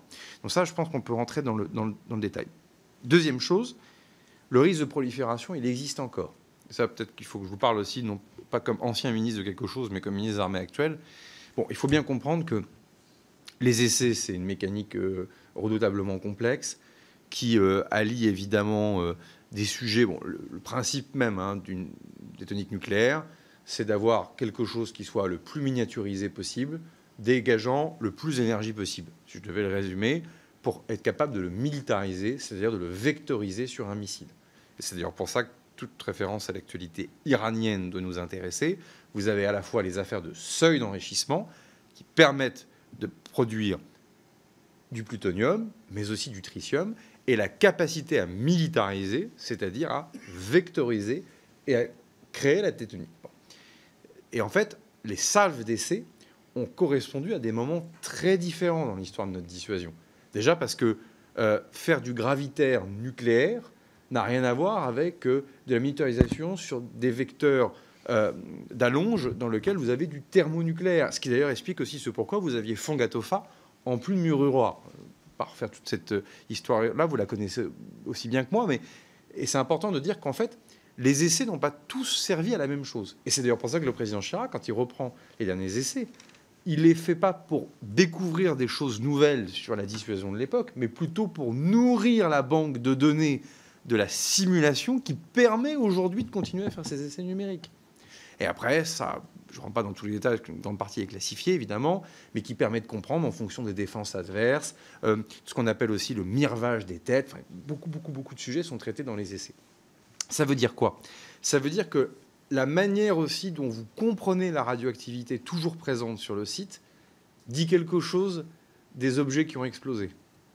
Et donc dit quelque chose de comment ça peut exploser. Alors je vous le vulgarise beaucoup, mais ça pourrait être expliqué bien plus scientifiquement par des sachants. Mais la réalité, c'est que cette capacité de compréhension, elle présente deux risques. Soit pour un pays proliférant de venir compléter les éléments qui leur manqueraient. Il n'y a pas de pays nucléaire sans essai. Enfin, au-delà de la dimension signalement stratégique, c'est pour y arriver, vous regardez, tous les pays ont fait des essais. Parfois peu d'essais, mais des essais quand même. Inde, Pakistan, Corée du Nord récemment, etc. Donc, il y a malheureusement un risque de prolif réel. Et la deuxième chose, c'est de comprendre ce que sont nos objets nucléaires à nous. Donc ça, c'est ce qui fait, d'ailleurs, vous ne m'avez pas posé la question, mais c'est ce qui fait que, de toute façon, l'atoll de Mururoa sera gardé militairement et restera terrain militaire. C'est une grande discussion que j'ai eue avec Edouard Fritsch et les élus du territoire à l'époque, mais il n'y aura jamais de rétrocession. Parce que, tout simplement, les puits souterrains dans lesquels les essais souterrains ont été faits entre 1974 et 1996, la moindre puissance étrangère accédant potentiellement à ces puits comprendrait un certain nombre de choses. Donc il n'est pas question de laisser une puissance étrangère ou quelques âmes mal intentionnées s'approcher de ces puits. Ça, il faut l'expliquer aussi parce que c'est une réalité, elle est un peu plus secret défense à bon dos, donc il y a des choses qui ne sont pas secret défense et qui doivent être assumées en tant que telles. Donc ça, c'est pour les sujets prolifération, sur lequel même la rapporteure, M. le Président, s'il y a des questions supplémentaires techniques, moi, je suis prêt à demander au CEADAM de vous y répondre dans la limite du secret défense pour documenter ça aussi pour l'avenir, parce que c'est pas qu'on veut cacher des choses, mais il faut démontrer aussi ce qui relève de la limite de la prolif. Ensuite, la loi Morin, oui, elle a le mérite d'exister. Vous avez bien raison de le dire, parce que pour en avoir parlé avec mon prédécesseur et collègue normand, Hervé Morin, c'était pas un débat facile. Fallait bien tenter quelque chose et voir comment ça fonctionnait. Donc, la construction même de ce qu'est le CIVEN, le principe même de commencer à établir un lien entre des maladies radio-induites, liste onusienne pour le coup, et la présence sur la Polynésie française au moment où il y avait les essais, et mettre sur la table cette affaire de Milicievert, qui était déjà un seuil bas, on pourra y revenir. Enfin, objectivement, c'était une avancée. Après, comme souvent dans notre vie à nous, ici à l'Assemblée ou au Sénat ou dans les ministères, c'est que c'est une chose que de créer une architecture juridique, c'en est une autre que de la faire vivre dans la vraie vie. Et ce qui est vrai au Havre est vrai aussi en Polynésie française. Et c'est là où il ne faut pas sous-estimer, mais je sais que vous allez le traiter, l'avancée de 2017, 2018, 2019 sur l'inversion de la charge de la preuve. Vous l'avez cité, monsieur le député Lecoq, parce qu'en fait, on voit bien que là, il y a une vanne qui s'est ouverte quand même. Enfin, c'est plus tout à fait avec la même loi, vous voyez. C'est plus tout à fait le même dispositif, en fait. Et moi, je sais que la question du Milicievert est un sujet qui fait beaucoup parler. Bon, c'est déjà un seuil très bas. c'est tout le débat sur aussi l'exposition à la radioactivité naturelle en Bretagne ou ailleurs. C'est la question de l'exposition à la radioactivité sur un scanner. Donc vous avez tous ces débats derrière. Mais en fait, on voit bien quand même que nos prédécesseurs, sans toucher aux millisieverts, ont quand même complètement révolutionné quand même l'indemnisation. Et l'inversion de la charge de la preuve, elle était peu présente dans les débats de la loi Morin. C'est bien après, dans la vraie vie, que c'est remonté du territoire et qu'il a fallu le traiter. Et donc, pour répondre à votre question, oui, moi, je suis sensible aux recommandations qui pourraient être faites pour aller encore plus loin. Là, je donnais tout à l'heure les dossiers qui sont en train d'être traités et autres. On voit bien qu'on a quand même un vivier de dossiers sur lequel on n'est pas encore au bout. Mais quelle est la bonne mesure à prendre pour y arriver? Ça, je pense que c'est ça qu'il faut fouiller. La réalité aussi, c'est que c'est un débat qui est âpre techniquement. Pas techniquement rentrer dans le dossier. C'est sûr que c'est facile de faire un tweet sur le sujet. C'est plus difficile de comprendre techniquement toute cette affaire. Il y a du médical, il y a du... Enfin, c'est pas simple, quoi. Donc là, je pense que le succès aussi de cette commission d'enquête passera par la finesse même de ces recommandations. Après, il y a un débat que j'ai vécu localement. Est-ce qu'on indemnise tous les cancers? Et en fait, on revient à quelque chose, pour le dire très directement, l'absurdie et le mensonge qui consisterait à dire non, les essais nucléaires n'ont généré aucune maladie, aucun cancer en Polynésie. C'est de la folie de dire ça. Ça a été dit dans le passé. C'est un mensonge. Si le CIVEN indemnise, si j'en crois la loi de la République, c'est qu'on regarde ce que le CIVEN indemnise et on fait confiance au CIVEN. Pour autant, point virgule, dire que tous les cancers en Polynésie sont liés aux essais nucléaires serait aussi un mensonge. Et moi, je me suis retrouvé avec des associations de victimes qui disent, attendez, si tous les cancers sont indemnisés, ça veut dire qu'en fait, les vraies victimes ne sont pas reconnues comme vraies victimes, puisque tous les cancers sont indemnisés.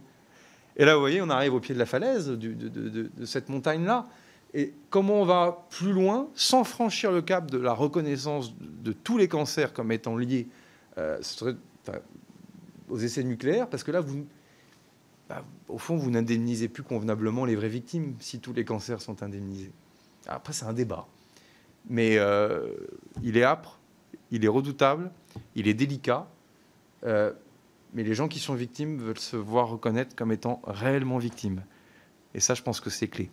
Je pense que là-dessus, il faut faire attention. Dernier point, je pense que des choses sont à notre main. Bon, je vais vous dire quelque chose, monsieur le député. Vous avez fait comme moi la programmation militaire. On a passé beaucoup de temps ensemble à parler de dissuasion. On n'a pas évidemment les mêmes opinions, mais on a essayé quand même de faire vivre un débat démocratique, je crois, il y a 3 ans, 2 ans, de bonne qualité. J'espère en tout cas. Bon, après, s'il n'y a pas de culture ultramarine à Paris, il n'y a plus beaucoup de culture stratégique. Hein. Enfin, qui est capable de parler à peu près correctement de la dissuasion nucléaire dans la vie politique française? Il suffit de voir les récentes polémiques qu'on a eues ces derniers mois pour comprendre que, voilà, je vous renvoie aussi à d'autres, quand il y a la présidentielle, qui ne savaient même pas le nombre de sous-marins nucléaires français. Enfin bref, donc on a un problème de culture stratégique. Alors après, comment on peut y répondre? Je pense qu'il y a une voie, et je le verse, et c'est une autre proposition que je fais pour la rapporteure et le président, c'est que je suis en train de réformer la journée défense-citoyenneté, qui objectivement ne correspond plus aux besoins, l'ancienne JAPD, vous savez, qui est la subsistance des obligations de service national. Et moi, je considère que cette journée de défense-citoyenneté, elle n'est pas là pour faire le boulot ni de l'école ni des parents.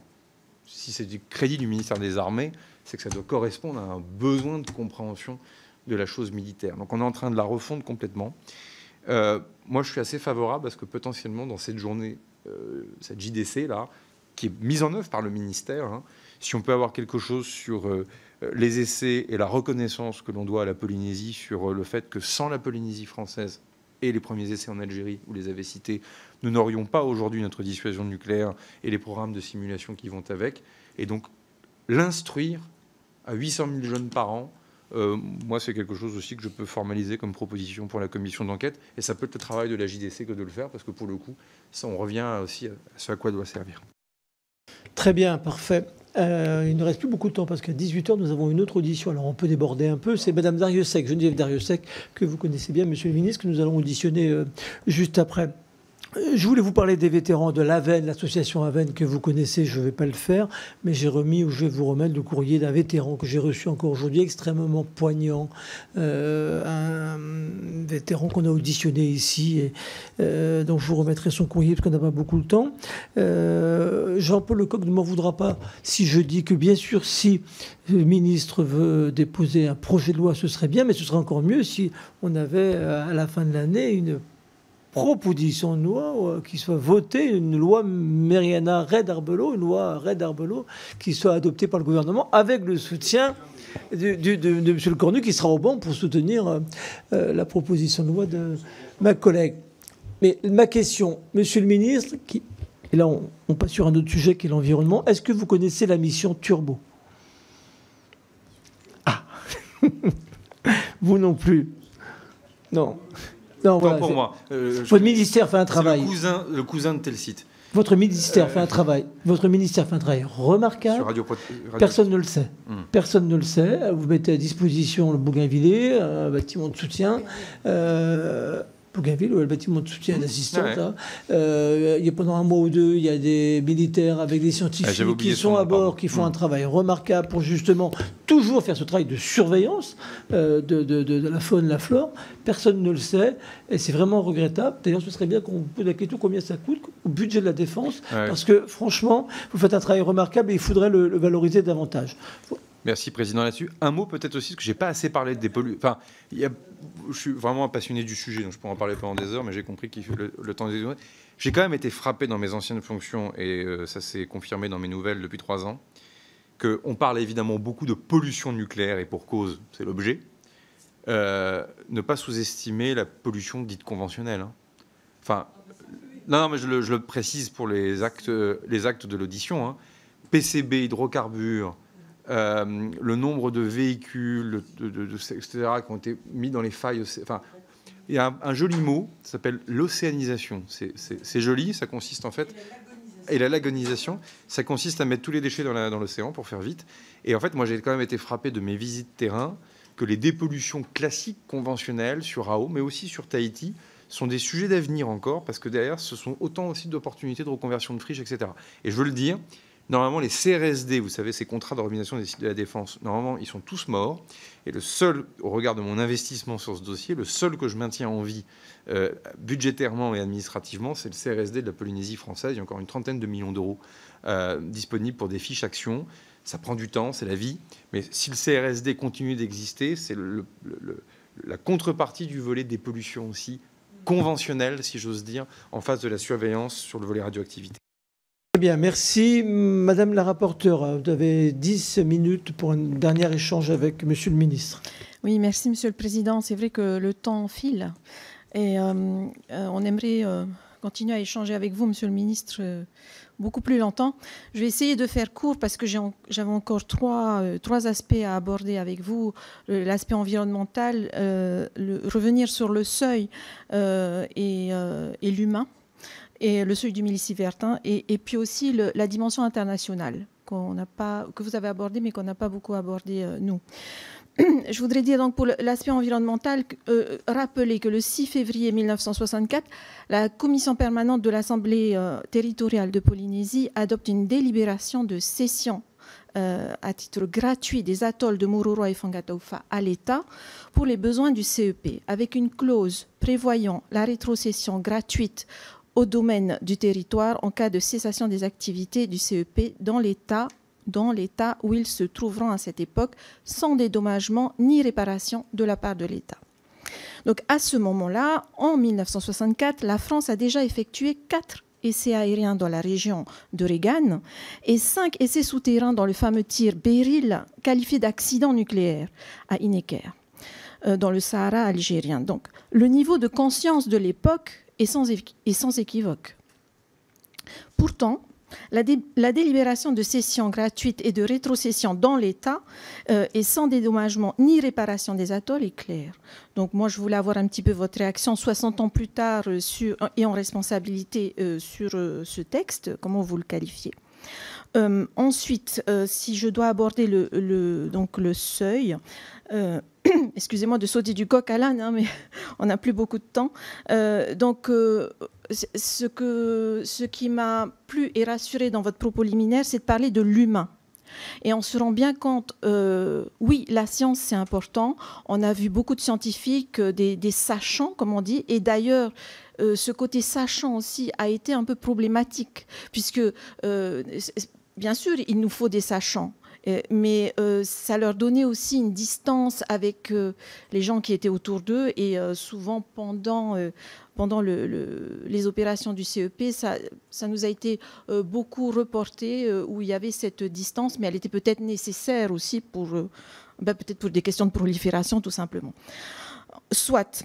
Donc, pour revenir à ce fameux seuil de protection, il y a des fois où la science ne sait pas répondre. Et je pense que l'humain, on ne peut pas opposer la science à l'humain. Il faut aussi en tenir compte. Et je l'ai dit et je le redis, quand on oppose la science à l'humain, on n'est pas sur la bonne voie.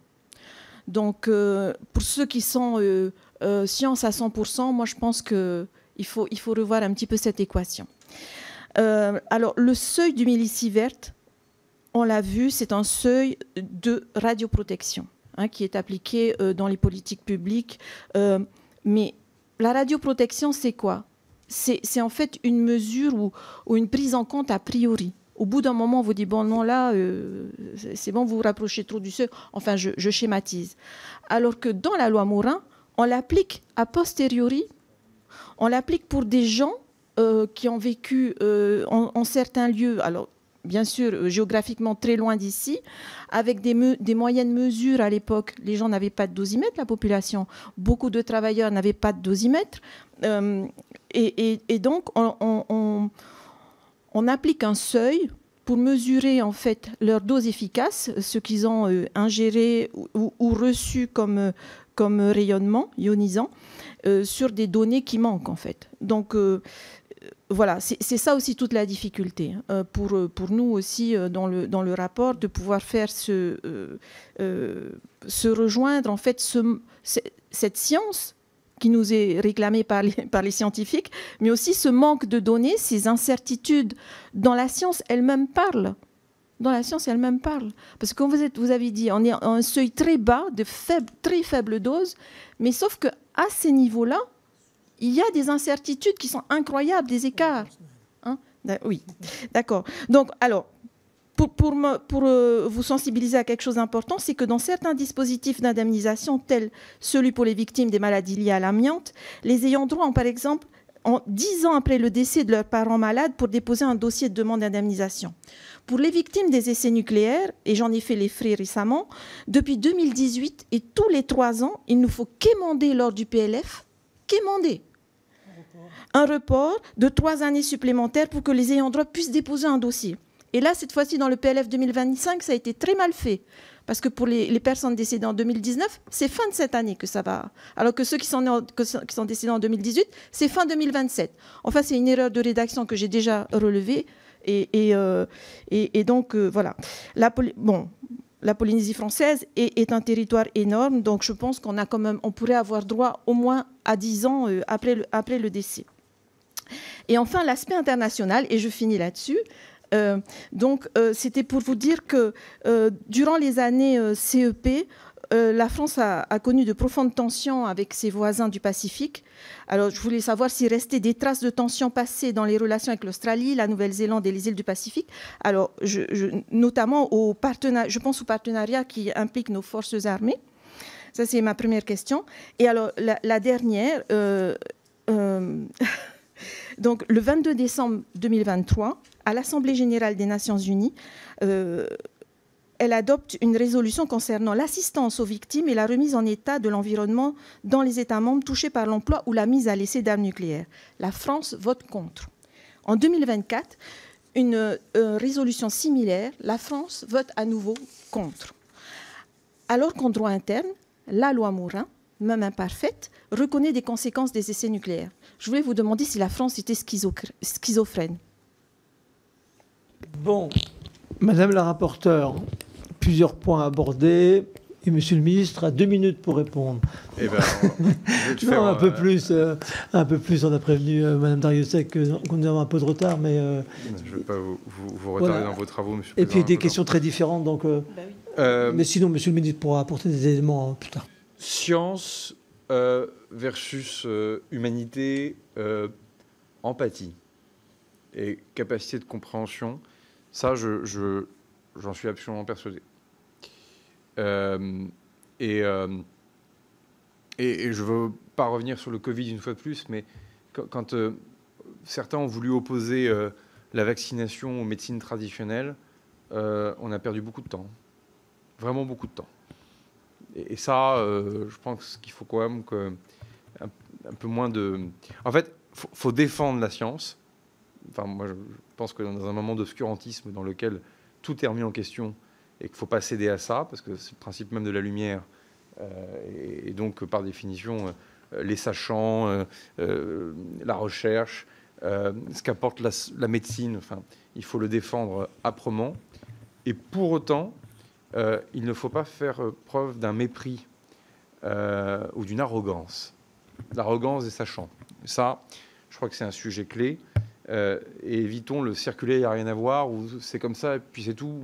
Bon. Et ça, je crois que c'est aussi le devoir des élites, quelles qu'elles soient, aussi que d'emmener sa population.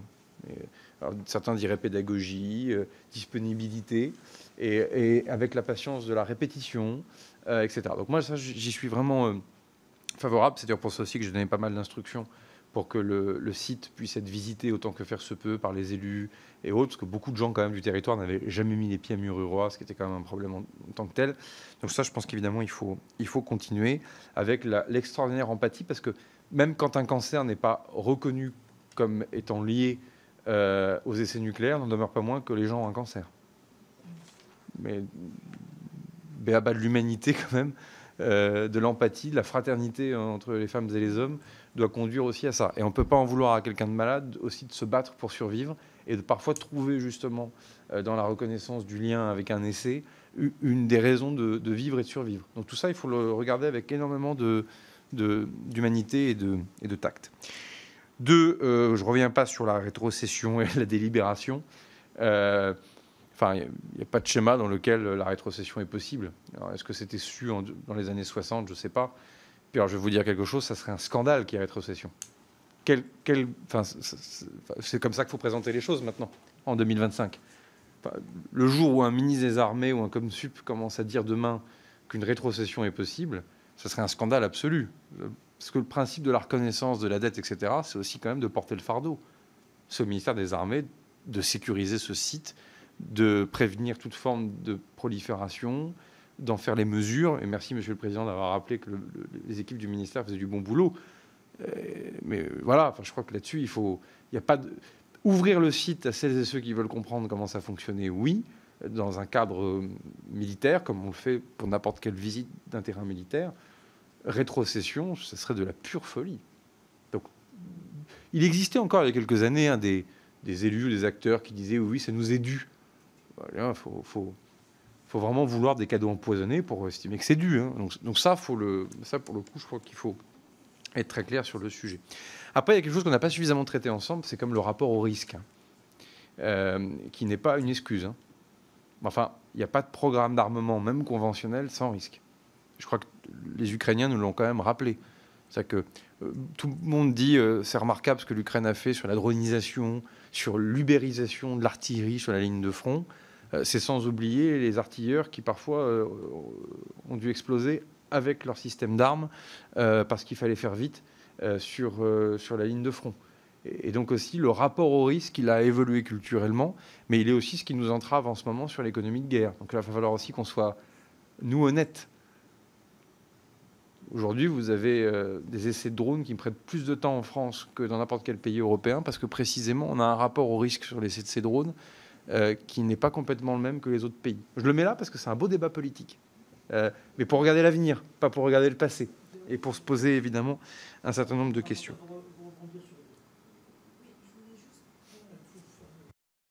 J'ai pas un micro-commandeur comme celui du président. Je voulais juste parler du risque, en fait, parce que, du coup, désolé, je vais parler un peu du passé, mais le risque a été pris sur la Polynésie, quelque part. Donc, voilà, je voulais juste... Il n'y a pas de doute là-dessus. Et d'ailleurs, vous avez parlé de Beryl. Je vous rappelle que Pierre Messmer, ministre des Armées, compagnon de Libération, a sûrement été exposé à une centaine de millicieverts lors de l'accident dit de Beryl. Que le collègue ministre Palevski, si ma mémoire est bonne, Gaston Palevski, grand ministre du général de Gaulle, sa famille estime qu'il est probablement mort d'un cancer qu'il a développé suite à sa présence à Beryl. Donc en fait, vous voyez, je pense qu'il faut le remettre dans son ensemble. Mais donc, je ne dis pas que c'est bien ou pas bien. Je dis juste que cette notion de risque et donc nous amène à la réparation, au remerciement, toute la famille des sujets qu'on a traités ensemble. Je pense qu'il faut... C'est l'ensemble de cette histoire qu'il faut épouser et regarder. 3, PLF report, c'est des sujets santé, ministère de la Santé, sur les indemnisations et autres. Donc, je crois que vous avez le collègue Noder tout à l'heure. Donc, vous pourrez évidemment l'interroger sur le sujet. Après, si nous, il y a besoin de faire passer des messages, évidemment, on le fera. 3, le seuil sur le millisievert. Pour revenir aussi à ce que disait Jean-Paul Lecoq tout à l'heure, je pense que il faut regarder dans vos auditions avec les gens du CIVEN, qui sont des gens remarquables, hein, les gens qui font les instructions de dossier sont des gens bien, ils le font, ils s'investissent. Les gens que j'ai rencontrés du CIVEN, je vous sens douter. C'est un point parce que vous pourrez toujours changer toutes les lois. C'est quand même la manière dont elles sont appliquées qui compte, mesdames, messieurs les députés. Je me souviens parce que c'est encore long, ils n'utilisent pas le numérique, c'est toujours du papier. Les Polynésiens doivent écrire à Paris. Les gens du CIVEN sont sans doute remarquables, et c'est bien évidemment pas les femmes et les hommes qui composent le CIVEN que je veux remettre en cause, et bien évidemment, voilà, sans doute qu'ils sont dévoués à leur tâche. Mais la structure CIVEN, même la rapporteure l'écrira dans son rapport, a quand même beaucoup à faire encore. Et si vous la regardez de près, grâce à votre serviteur, leurs moyens ont été considérablement renforcés en équivalent temps plein, y compris dans des diversités de métiers. Moi, ça m'avait beaucoup frappé à l'époque. Et je suis le ministre qui a pris les décisions de renfort du CIVEN. Et je le dis devant vous, c'est pour ça que je ne mets pas en cause la qualité des gens, mais si on estime que la taille du tuyau, encore, parce que avant de bouger toute la loi, déjà c'est tout simplement la manière dont on l'applique qui compte, si vous estimez que la taille de la tuyauterie du CIVEN doit être revue, ça, évidemment, c'est quelque chose qu'on peut regarder très vite. Ça, je le mets sur la table. Parce qu'avant de reprendre tous les critères, je pense que c'est important d'optimiser et de le regarder. Non, en revanche, je pense qu'il faut écouter les gens du CIVEN sur les raisons pour lesquelles les dossiers sont refusés. Et je pense que c'est une analyse très documentée des raisons de refus qui vont aussi permettre de voir un tout petit peu... le bilan de cette affaire-là. Ça, je crois que c'est important. Et moi, je ne l'ai pas regardé, pour être transparent avec vous. Mais ça, j'aimerais qu'on le regarde. Après, on peut redonner des choses à la commission d'enquête sur les expositions. Parce qu'en fait, ce n'est pas les essais souterrains, c'est que les essais atmosphériques. Et sur les 46 essais atmosphériques, on sait très bien que ce sont 6 en particulier qui interrogent. Enfin, qui plus qu'interrogent, qui sont en cause. Bon. Et dont, sur les 6, certains encore plus précis, mais on vous a dû... devant cette commission expliquer tout ça, Centaure, machin que ça. Bon. Donc ça, pour le coup, après on peut le regarder, mais il faut le regarder avec beaucoup de précision technique. De toute façon, le dernier kilomètre de cette affaire sera épouvantablement technique pour être opérationnel. Et j'ai toujours été méfiant du débat sur le millisievert, parce qu'en fait, abaisser encore ce seuil-là revient à ce que je disais tout à l'heure sur la reconnaissance de tous les cancers ou pas. Donc je pense que c'est ça qu'il faut documenter. En tout cas, moi, je suis ouvert à cette question et je n'ai pas la solution. Mais j'y suis très ouvert. Sur l'aspect international, non, je crois que... Enfin, j'ai beaucoup passé de temps dans l'Indo-Pacifique, comme vous le savez, depuis 8 ans. On n'en a jamais reparlé, y compris dans le Forum des îles du Pacifique ou à la CPS. C'est quand même une histoire très ancienne.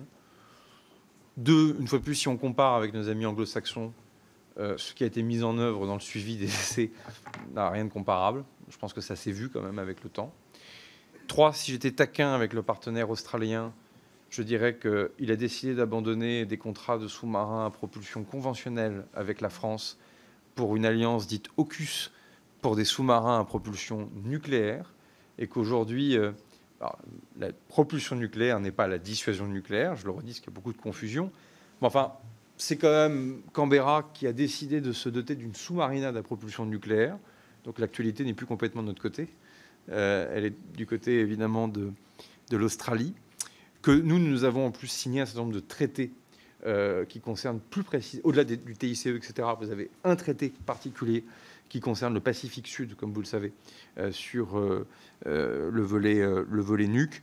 Et objectivement, l'essentiel du canal militaire en ce moment avec les pays de la zone, et vous le savez, Madame la rapporteure, il est mais d'une grande intensité sur les sujets climatiques.